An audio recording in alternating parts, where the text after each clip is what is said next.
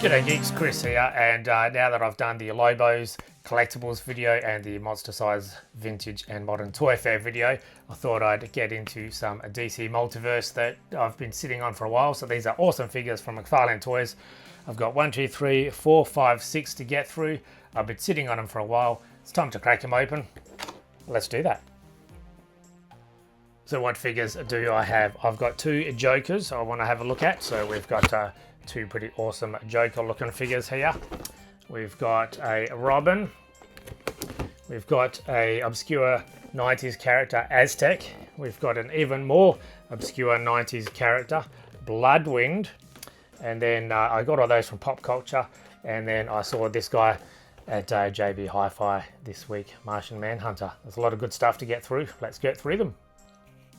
JB Hi-Fi actually are pretty good at selling action figures, particularly the McFarlane Toys, DC Direct and DC Multiverse figures.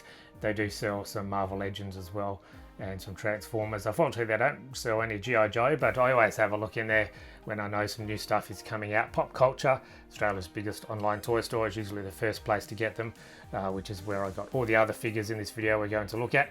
But I did see that they also arrived at JB Hi-Fi. So yeah, they had a pretty cool selection. They had the new Azrael Batman, the repaint, but I've already got the early version of that. And had an Eclipso, which looks pretty awesome, and a Dark Knight Returns, which looks pretty awesome, but I've already got a Dark Knight Returns figure. But I was glad I found this guy. So this is Martian Manhunter in his more superpowers kind of colours with the lighter green and blues. So pretty happy to see him at JB. Let's open him up. This is part of their Page Punchers line, their 6 or 7 inch figure Page Punchers line, which means they come with a comic, and it's also part of the DC Direct line. DC Direct was a part of well, 20 years ago now, and then they kind of discontinued, and McFarlane Toys picked up that DC sub-license, I guess. So it comes with a trading card with a bio on the back, which is awesome, and comes with a figure stand with my favourite DC logo on it. So it's very reminiscent of the old one. And here is the figure himself. No extra heads or hands, but that's okay. And as you can see, a pretty simple figure, but this is very much a classic Martian Manhunter. So he's got the white eyes, the big brow there on his lovely forehead, and the green skin. So as I said, this is very reminiscent of the 1980s superpower Martian Manhunter from Kenner. Those are the kind of colours. He doesn't have a wide cape, unfortunately. That would be just push this figure over into awesome territory, especially with the kind of piece at the back there, but otherwise it's a nice kind of soft cloth cape. The other thing is the belt buckle. It should be a circle. Mine's got a couple of dents on it, but you know, I'm just being nitpicky there. Otherwise it's pretty good. The blue undies and the boots are pretty awesome. The red straps, all that kind of stuff, and as we know, the irregular articulation. The kind of undies do get in the way of articulation, particularly with the legs you can see there, but otherwise we've got the double jointed knees and double jointed elbows, which is great. He's still a bit stiff, he's just out of the packet, but I'm very happy that McFarlane Toys do these DC Superpowers kind of colours. I know they've done a Mr. Freeze one as well, I think a Dark Side, and maybe a few others. Penguin, I want to say, but anyway, yes. So I'm very happy that I found Martian Manhunter at JB Hi-Fi. On the right is a old version. I think that might even be a DC Direct, actually, potentially, from back in the old days. And you can see that the colours are a bit different, but very similar. Just the colours on the McFarlane Toys one on the left are a bit more vibrant. And obviously he's missing the strap, which goes in between the 2 yellow pieces. That's what he should look like. But there's the trading card. So yeah, he's just missing the kind of more circular belt buckle and the kind of rope that goes in between the 2 pieces on his chest / shoulders. But otherwise, it's a pretty good Martian Manhunter. Next up, we have Bloodwynd, which is fitting because he's actually linked quite closely to Martian Manhunter. In fact, if you read the back of his bio card here, you'll see that he is a Martian Manhunter in disguise, in a sense. He also comes with a base as well. They all have holes on the bottom of their feet. He also comes with the same comic that Martian Manhunter came with, which is Justice League America 77. This is a reprint from the 90s, and it features Martian Manhunter and Bloodwynd and his origin, I think. I'll have to have a flick through that later. So it's pretty cool. Not the best cover, but it's got a couple of my favourite characters inside, the Ray and the Atom. I wish that they made that Ray figure, because I love that costume design. Anyway, so basically Bloodwynd is a very obscure character. He didn't last too long in the comics, but he featured quite heavily. He was a part of the Justice League, I believe, when during the death of Superman. So yeah, pretty awesome costume. White, jewels, black cape with red on the inside, and that's his kind of blood gem there. Yeah, it looks pretty awesome. Didn't think I'd ever get this figure. In fact, I only think this is the second or third time Bloodwynd has ever received a figure. So pretty cool, and I'm glad that the included comic explains his origin as well. So yeah, pretty awesome. And again, the same body. They've done a pretty good job of getting the look right here. If we could just have one more look at that card, you can see it's pretty awesome.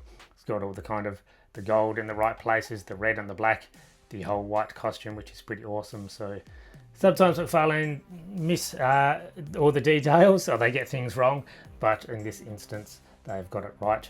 The gem here, which is kind of the source of his powers, I believe, isn't like reflective or anything too fancy, just a hunk of red plastic. But yeah, pretty awesome. Again, no spare head, no spare hands, no weapons, anything like that. Very simple figure, just with the comic, the stand and the card. But very happy that we actually get Bloodwynd for the first time in McFarlane Toys. They've done a good job, so I don't mind if they keep pumping out Batman and Superman variants, if it allows them to give us more obscure characters like Bloodwynd here. He is a red platinum edition, which basically means he's a bit of a chase figure. I know in America they have trouble with that kind of stuff, depending on if they're available at Walmart or GameStop or whatever. But here we have no problems. I just ordered Bloodwynd directly from Pop Culture online. Pretty cool. Aztek is another white-clad 90s DC Comics supervillain, just like Bloodwynd. He's also a platinum edition as well, red platinum, which means he's a bit harder to find. But again, I ordered him online, no problem at all, and I did see him at JB Hi-Fi. And again, just like Bloodwynd and all the other figures we're going to look at, he comes with a stand and a cool trading card, which you just kind of upside down because that's what the back of the package looks like, so that's a nice touch. And his bio, just in case you don't know who Aztek is, but he was created by Grant Morrison in the 90s and briefly served in the Justice League. He's a pretty obscure character, as I said, but he did have a mini-series, which I think only ran for 12 issues or so. But you can see the back of the card. It's somewhat similar to the figure. The only major difference obviously being the kind of horns on the head. They don't go quite as far back as they should. As you can see, they've kind of cut them off there. They should actually sweep back a fair bit more. And the symbol on his chest, I think that's kind of meant to be reflective or something. But otherwise, that's pretty good. I mean, a bit of texture on the grey pants. The gold belt, you can see, kind of rides up a bit. And the gold on the boots is interesting as well. It almost doesn't look like a fabric. It's got some kind of interesting texture to it, as well as the bracelet. So yeah, pretty obscure character, but looks just like, well, almost like he did in the comics. So they've done a good job. Again, a character I don't think we've seen many times in action figure form, only maybe 2 or 3 times before. And again, all with the same posability that we expect. The problem again with the kind of undies there is that it does kind of come into contact. Actually not too bad. I mean, maybe it's a softer plastic there, and the belt obviously rides up as well, but that can just come down. The bracelets, there's a bit of a gap between the hands and the gold bracelets, but that's okay. Pretty awesome. I mean, him and Bloodwynd and Martian Manhunter would look well together on a flight stand. Pretty good head sculpt, and I do like the texture with the gold. Again, no alternate hands, no alternate head, but he does come with alternate hands, so a couple of fists, and he comes with the more relaxed kind of flying or high five or slapping hands straight out of the package. So there we go, pretty happy to get 90s DC superhero Aztek. Sometimes if there's a cool picture on the back of the packet, I cut it out because it looks good as a mini poster, and also you can kind of put it in between your short or long boxes as kind of comic dividers as well. So yes, as I said, Aztek has had a couple of figures before, including this one I just picked up, and if you've seen my recent vintage modern toy fair, monster size. You would have seen this. So this is based on the Justice League Unlimited cartoon in which Aztek briefly appeared. You can kind of see it hitting the same kind of marks with the gem, the white, the greens, the golds. But as I said, the more spikes here, which is missing on the McFarlane Toys latest version. But otherwise, it's a cool Aztek. Here we have Robin, and again he comes with the DC stand, the trading card with the bio on the back, which is very short. It could be longer. Look at all that white space, but this is Dick Grayson. Well, really, it's kind of Tim Drake, the third Robin, in that updated Robin costume. But they've said he's Dick Grayson there, which I don't think is actually true, especially with the comic that is included with Teen Titans 41 features Tim Drake on the cover and inside, I'm pretty sure. So yes, anyway, it's a pretty awesome costume. So they've done it well here with the page punches. That's hard to say.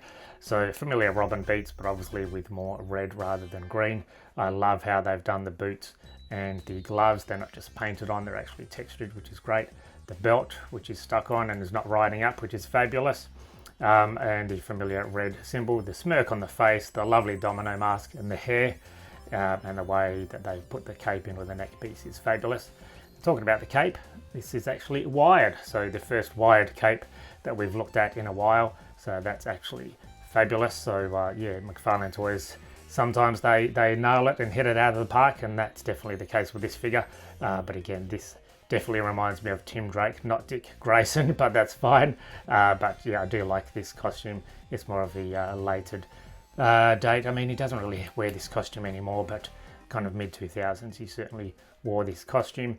So pretty awesome. So yeah, there we go. Tim Drake, Robin, page punches. McFarlane Toys loves doing their Jokers as well. They've done heaps of Batman, heaps of Superman, and yes, the Joker as well. So he comes with the familiar card with the bio on the back, and this is more related to what was happening in the Crisis on Infinite Earths, which is in the rebooted the whole DC universe because it came convoluted. So Crisis on Infinite Earths is a familiar DC miniseries or maxi series from the 80s where they did all that, and you'll probably notice that there's no gun in his hand there, even though it is on the back or the front of the comic. So yes, they've kind of like, it's a very odd thing. Sometimes McFarlane Toys DC doesn't allow them to show guns on their packaging, which is very odd because he comes with a gun. Anyway, it's a bit of an odd thing. I do find with page punches, getting them out of the packet, sometimes the comics is a bit difficult, but yes, this is a classic George Perez artwork in this from the 80s, which is lovely. So Marv Wolfman, George Perez and Jerry Ordway, and the wonderful 80s villains on the cover there. And this is the Joker himself, which looks very much like he did of the era with the trench coat, the purple, the flower and the wide-brimmed hat, and that's the gun that he comes with. Doesn't come with any extra hands or anything, but that's fine. And as I said, this looks very much like the Kenner superpowers with the kind of, you know, tails there, and the pinstripe suits are very familiar. So that's kind of wonder why I wanted this figure. And it's good that he's got a bit of a trench coat which can be removed as well. No wires or anything, and the collar rides up a bit sometimes. But that face is just awesome. It looks very much 70s, 80s. Pretty cool. And his groin is a bit of a bulge to it. So he may need to seek medical help, or he may just be a bit excited. But yeah, that's a bit odd. It's I don't know why. But however, that does allow him to kind of get the more movement with his kind of kicking. So that's pretty good, I guess, from that standpoint. But yes, the main reason I wanted this Joker is because he looks just like he did from the Kenner Superpowers 1980s line. Another Joker here, and a slightly older one, because you can see the base is a bit different than the ones we've looked at previously. So this is the one that goes with this figure, plus the card. This is from the DC versus Vampires set, which that comic miniseries is exactly what it sounds like, vampires in the DC universe. Lovely, I want to say Ben Oliver, perhaps, artwork. Joker looks suitably terrifying there, and pretty good with the head sculpt. So pretty awesome. I've never actually read the DC versus Vampire set. This isn't a page puncher, so he doesn't come with a comic. But pretty similar to The other Joker we just looked at, I think the only shared parts might actually be the shoes there and potentially the sleeves under the coat, but obviously a darker Joker here, and the blood and the menacing kind of smile and the blood on the fingers as well.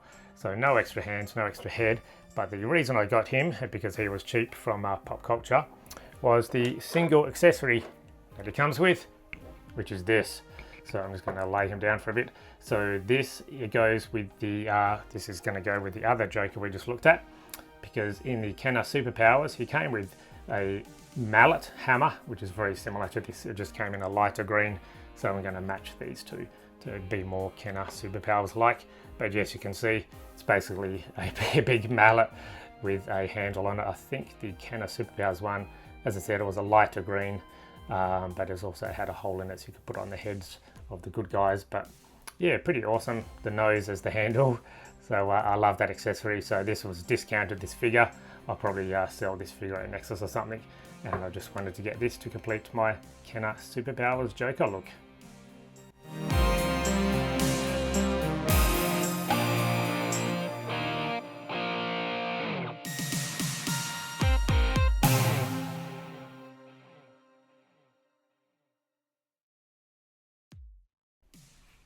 So I'm pretty happy with the 6 figures from DC and McFarlane Toys. So we've got a couple of Jokers, a Robin in a more alternate costume, classic Martian Manhunter, and obscure 90s superheroes, Bloodwynd and Aztek. Pretty cool that they all come with stands and trading cards with a bit of bio on the back, and some of them obviously come with the comics, and only a couple of them, the Jokers, come with accessories. Robin comes with a wide cape. But otherwise, yeah, they're pretty awesome. I'm glad that they are going deep into the more obscure territory with characters like Bloodwynd and Aztek. Let me know in the comments down below, are you familiar with any of these characters at all? I mean, some of them, especially Bloodwynd and Aztek, as I said, are pretty obscure. Thanks for watching all the way to the end, and I'll catch you at the next video. Goodbye, geeks.